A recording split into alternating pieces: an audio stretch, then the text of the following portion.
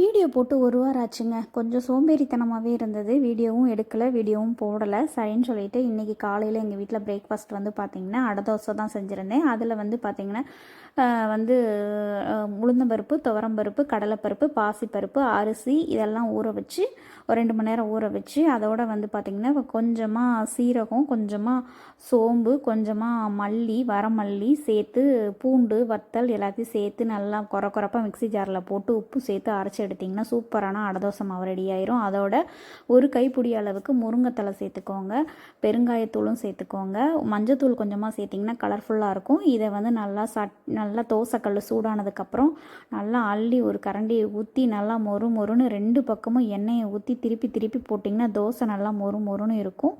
இது சாப்பிட்றதுக்கு நல்லது, உடம்புக்கு ரொம்பவே நல்லது. இந்த மாதிரி செஞ்சு கொடுங்க உங்கள் வீட்டு குட்டீஸ்க்கு, நல்லா விரும்பி சாப்பிடுவாங்க. சைடிஷ் வந்து தேங்காய் சட்னி.